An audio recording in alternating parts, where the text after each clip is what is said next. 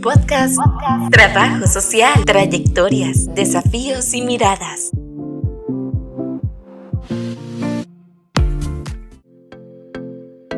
La Escuela de Trabajo Social se ha involucrado en múltiples iniciativas que impactan de diversas formas a la sociedad. Esto con proyectos, programas e iniciativas de docencia, investigación y acción social. Conozca más de lo que hace trabajo social en la U, en las aulas, las comunidades y los territorios.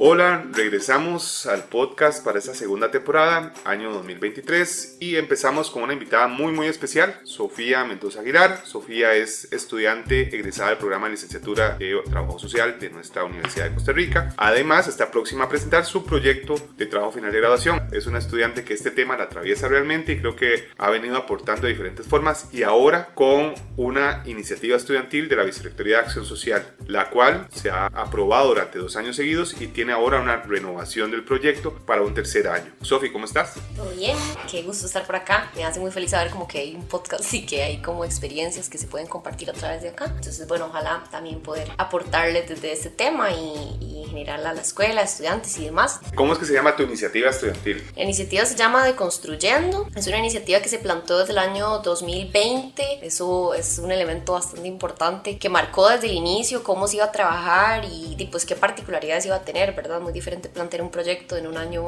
disque normal, ¿verdad? Y en ese momento que estábamos atravesando pues bastantes cambios. El proyecto nace con la intención de trabajar con personas adolescentes y jóvenes en temas socioeducativos, especialmente centrados en educación en feminismos y en género. Ya este año sería el tercer año que lo vamos a estar trabajando con la BAS a través de iniciativas estudiantiles. Excelente, Sofi. ¿Por qué plantear este proyecto desde iniciativas estudiantiles de la BAS? Bueno, en su momento creo que fue como la oportunidad, así, ¿verdad?, de oro, de plantear un proyecto y tener la oportunidad no solamente de concebir un proyecto desde el inicio, de algún tema que te apasione, que quieras trabajar, sino también tener ese respaldo de la universidad. Pues son esas cosas que uno como estudiante aprecia y que tenemos siempre que resguardar, ¿verdad? Ese trabajo enorme que hace de la BAS, incluso para replicar muchas de las cosas que aprendemos como estudiantes desde un nivel muy teórico y poder sacarlo, ¿verdad? Que a veces queremos y nos queda haciendo falta ese contacto directo como con comunidades, con poblaciones, ¿verdad?, con las que queremos trabajar, incluso poner en práctica muchas cosas de las que aprendemos. Entonces, iniciativas estudiantiles es como esa oportunidad en la que, pues nosotras, es cierto, con bastantes conocimientos, todavía de alguna forma querés ese acompañamiento de profesionales que ya han tenido más experiencia, no solamente en acción social, sino desde, pues, gestión en general y manejo de proyectos, diría yo. Entonces, como que eso es súper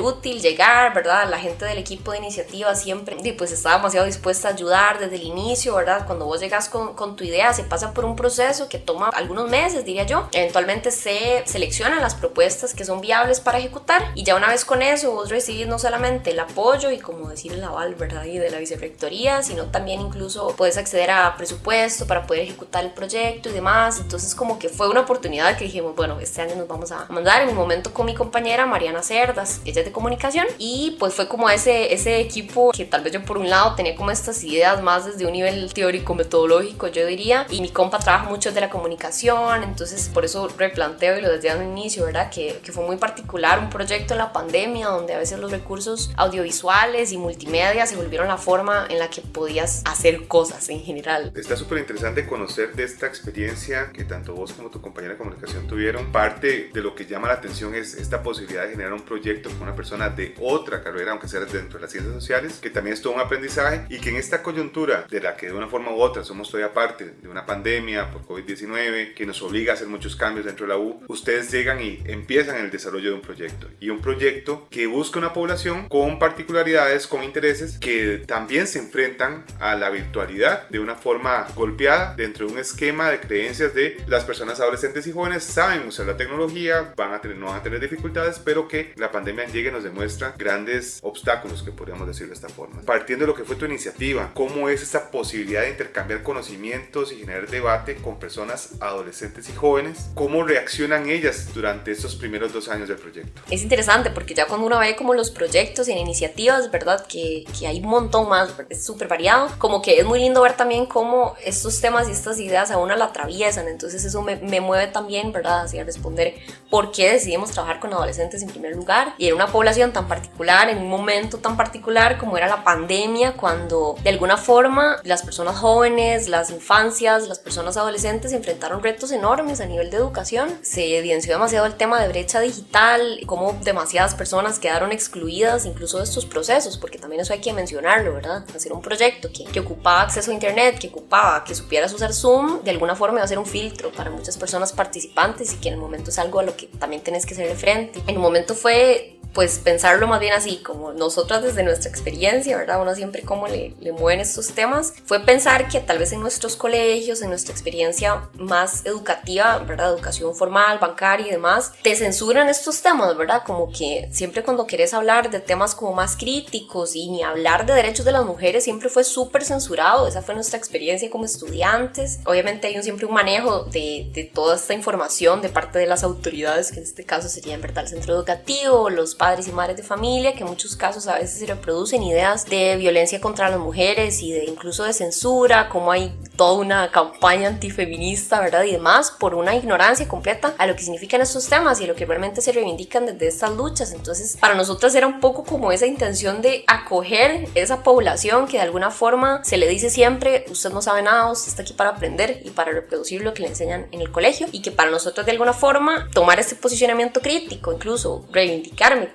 como feminista, fueron cosas que pasó hasta que uno estaba en la universidad. Entonces era como nosotras, como bueno, ¿cómo llevamos estos temas a otras chicas más jóvenes incluso, y que puedan incluso generar reflexiones desde ahí y posicionarse desde donde ellas quieran, pero incluso un poco democratizar esta información que a veces como que está muy centrada allá tu experiencia más como mujer adulta, cuando ya puedes incluso decir, bueno, yo me voy a separar de esto que cree mi familia, de esto que me enseñaron en el colegio y demás. Entonces era un poco sacar esa información y llevarla para allá, ¿verdad? Que igual tiene siempre sus retos y su complejidad trabajar con personas adolescentes, que podemos igual profundizar en eso, pero al ser muchas de este grupo personas menores de edad, había un tema de permisos y otras cosillas, que entonces eso generó como pues hacer un proyecto, sí, ¿verdad? Con nuevos retos y necesidades. Muy interesante. Vamos a hacer un repaso rápido de los temas que cubren todo lo que es este proyecto. Podemos mencionar género, feminismo, feminismo interseccional, nuevas masculinidades, feminidad y masculinidad hegemónica, pero además se suma lenguaje inclusivo, violencia de género, discriminación, educación sexual integral, amor romántico, entre otros. ¿Cómo presentar estos temas a personas adolescentes y jóvenes? Hay una recepción de inmediata hacia los temas, esto que mencionas antes de cómo confluyen con las autoridades, que esa autoridad puede estar incluso representada por sus padres y madres, cómo llevar estos temas, cómo reaccionan ellas y ellos, y qué aprendizajes se desprenden de esta relación con chicas y chicos de entre 13 y 19 años. Eso, como que trabajar con adolescentes tiene esta particularidad de que incluso para estar inscritos en el proyecto necesitan un consentimiento informado. Esto es, los papás, las mamás, las personas encargadas tienen que pues tener por escrito, bueno, yo autorizo que mi hija Catalina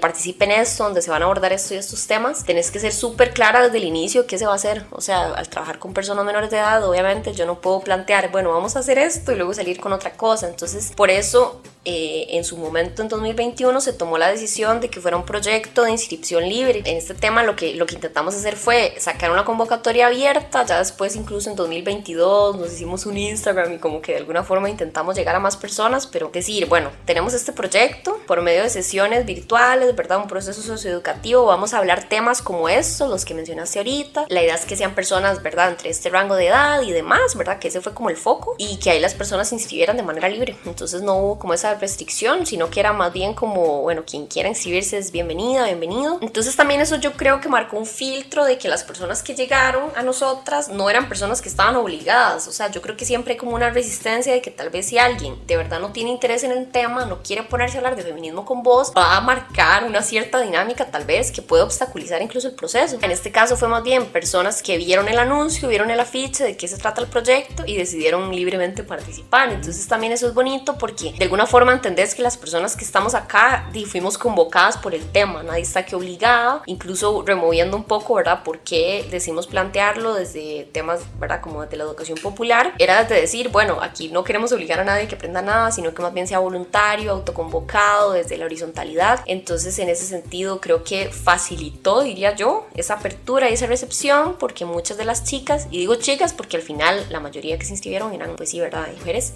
personas no binarias también. Realmente tuvimos muy pocos chicos, solamente en 2021 creo que hubo 2. Pero entonces eran que de alguna forma decían, bueno, yo tengo demasiadas ganas de aprender de estos temas y ni en el cole nadie me va a enseñar de esto. Y a veces se vuelve un tabú con mis amigas, lo más que tengo acceso es a redes, a Instagram. Eso también es súper particular de esta generación, que incluso ya vos le hablabas, por ejemplo, del lenguaje inclusivo y ya las chicas era como, bueno, sí, yo estoy esto, y ya sabían un montón, claro, porque han tenido acceso a esta información desde otros lugares, tal vez que nosotras, que nuestra experiencia fue un poco diferente, entre ellas a veces llega por temas de redes sociales, de Instagram y demás. Entonces realmente tal vez no significó tanto reto plantear estos temas, porque ya ellas tenían un acercamiento y más bien lo que querían era profundizar.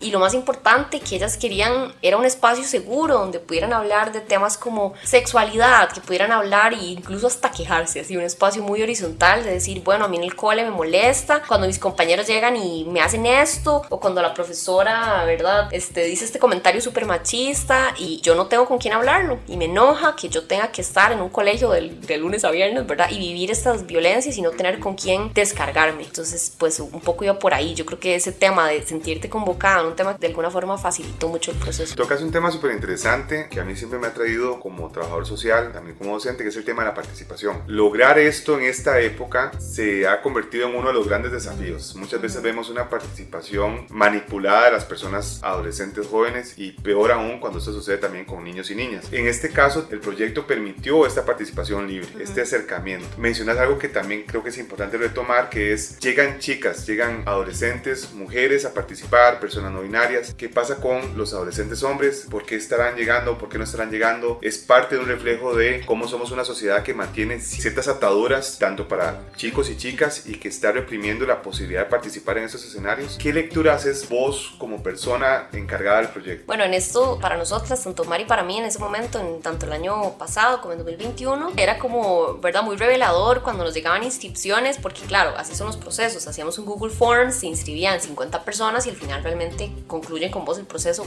17, ¿verdad? Pero que todas esas 50 del inicio eran pues chicas, siempre, ¿verdad? Muy respetuosas con pues, respetar la identidad de género de las personas. Entonces como que sí preguntábamos, ¿verdad? Desde el inicio como que esa información, más por un tema siempre de respetar los pronombres y demás, y en general cómo cada persona se identifica, pero todas eran mujeres. Incluso el año pasado nos pasó como que 2 chicos se inscribían y ya cuando nos preguntaban un poco más por dónde iba el tema, salían 2 días antes como, no, y es que ya ese día no puedo, ¿verdad? Ya no voy a estar y demás. Entonces yo creo que al final, y esta lectura es muy, muy personal, creo que está abierta, no son respuestas definitivas, incluso es interesante abrir este debate, pero yo creo que a una tal vez lo que le podría decir es eso, que tal vez son temas que como no te atraviesan tanto desde una forma de decir, mira, sí, yo he vivido violencia, yo sé lo que es acoso, yo sé que es con 14 años ser acosada en el camino al bus, ¿verdad? Para ir a la escuela, que tal vez son temas que tal vez al no atravesarte tanto no tenés como esa necesidad de decir, yo ocupo un espacio donde puedo hablar de esto. Entonces por ahí yo podría pensar que se va el tema de por qué estas chicas al final se quedan y deciden como continuar al final con chicas desconocidas, porque entonces eran chicas de todo lado, de Limón, de Cartago, de Pérez Celedón, y todas hablando de cosas súper íntimas desde la primera sesión, porque claro, había un común, unas experiencias compartidas ahí en cuanto a vivencias de violencia. Sofi, muy interesante todo esto que hemos podido conversar, y al igual que en otros episodios, la conversa sigue después de que cortamos o hacemos alguna pausa, pero no podemos incluirlo todo en el episodio de hoy. Así que si quieren conocer más de Sofía, de sus intereses, iniciativas u otros proyectos en los que participa, invitamos a que la puedan contactar también acá desde la escuela. Sofi, en esta tercera parte del podcast nos interesa conocer los resultados que se han desprendido del proyecto, qué piensan hacer, si van a tener una sistematización del mismo, qué oportunidades representa esto desde iniciativas estudiantiles y qué trae este 2023 para la iniciativa estudiantil. Bueno, creo que algo que nosotras tuvimos la intención desde el inicio ha sido centrarnos de verdad mucho más en el proceso que en los resultados. Yo creo que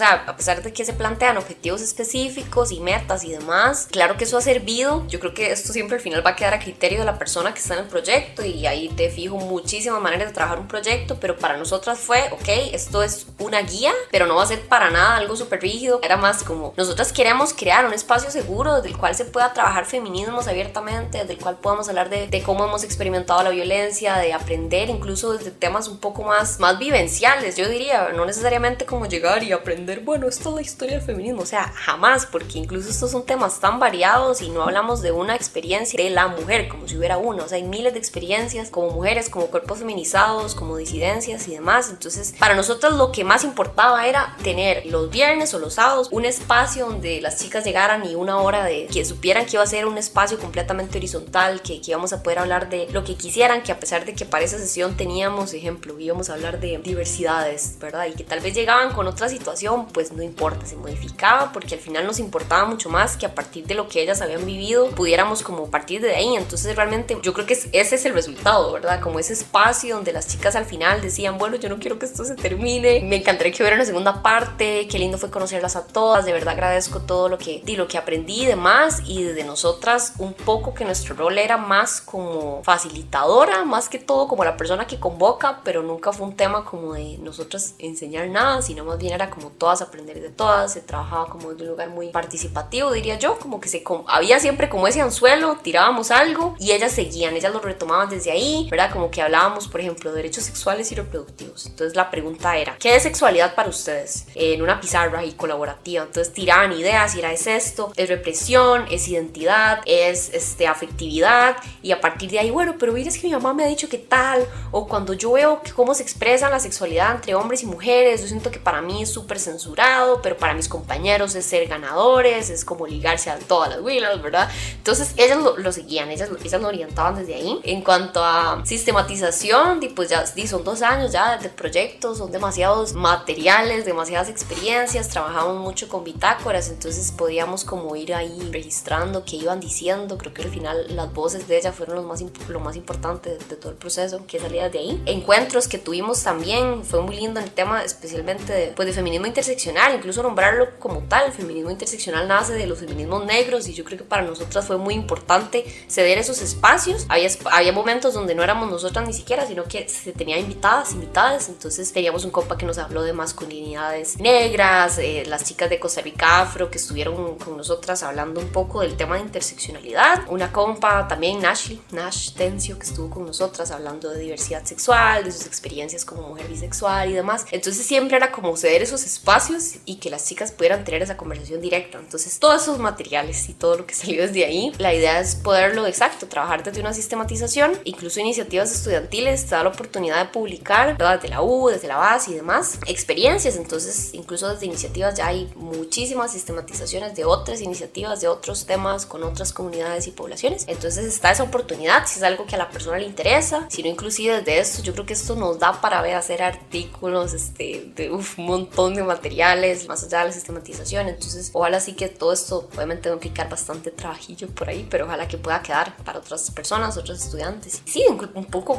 visibilizar qué salió del proceso. Y bueno, ya para este año la intención es que podamos crear alguna especie de encuentro de manera más presencial, ya por temas como de trabajo y demás, tanto de Mari, mi compañera, y pues como míos, que ya estamos como con un pie afuera en la U también. La idea sería crear un proceso más puntual, tal vez no como el anterior, porque los años anteriores sí trabajamos durante meses, ¿verdad? Eran como 10 sesiones con un grupo muy como sólido de chicas que trabajábamos sábado a sábado, viernes a viernes. Yo creo que la variante de este año sería tal vez pensarlo más en términos de encuentros, ¿verdad? Hacer una jornada de un día entero o así. Ahorita eso sería la tarea como de replantearlo, estamos todavía en ese proceso, pero ojalá poder ya, pues que hay mucha más flexibilidad en términos, ¿verdad? Después de la pandemia y demás, como ya poder encontrarnos, poder hacer procesos presenciales de nuevo. Entonces eso es lo que trae este año y en general seguir trabajando la sistematización para que toda esta información y todo quede y se pueda replicar también.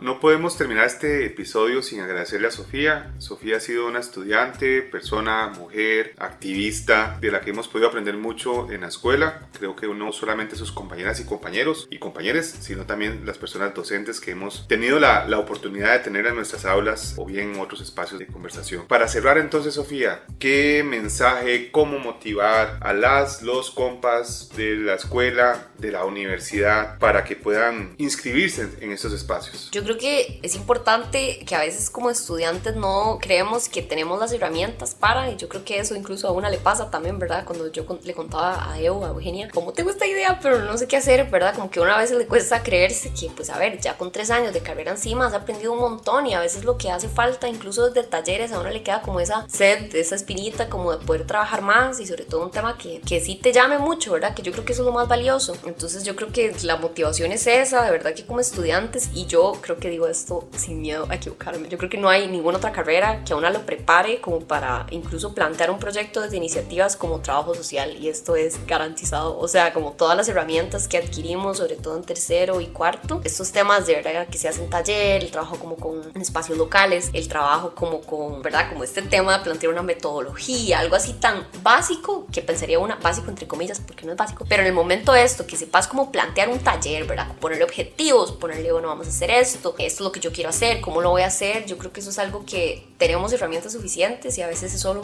eso, creérsela y como decir, bueno, a mí me gusta este tema, lo quiero trabajar. Y en general también hasta como una forma, yo creo que siempre todo, lo digo siempre, todo obviamente es político, y yo creo que en tiempos donde a veces estamos sobrecargadas y decidir encaramarnos con un proyecto que uno diría, bueno, es algo extra, pues claro que lo es, pero de verdad que si bien hasta desde el corazón como un posicionamiento es tan valioso, y sobre todo en tiempos donde cada vez recortan más en acción social, en que quieren que las universidades sean maquilas, yo creo que de verdad posicionarte como estudiante y decir, bueno, de mi tiempo quiero trabajar en acción social, quiero hacer esto, de verdad porque me mueve y quiero sacar esas herramientas de la U, yo creo que es demasiado valioso simplemente. Entonces de verdad que es como una invitación a que podamos seguir haciendo uso de estos recursos aún que están por ahí, e invitar a todo mundo a que, no sé, que busque de iniciativas estudiantiles y informarse para que estén ahí pendientes. Usualmente las convocatorias son en agosto, julio, agosto, entonces siempre hay bastante chance ahorita para que planteen ideas y vayan peloteando ahí.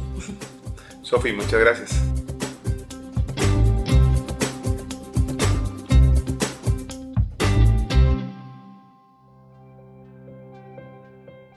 Este podcast llega gracias al proyecto de acción social, intercambios de conocimiento de la Escuela de Trabajo Social y la comunidad nacional e internacional para mejorar la calidad de vida de la Universidad de Costa Rica.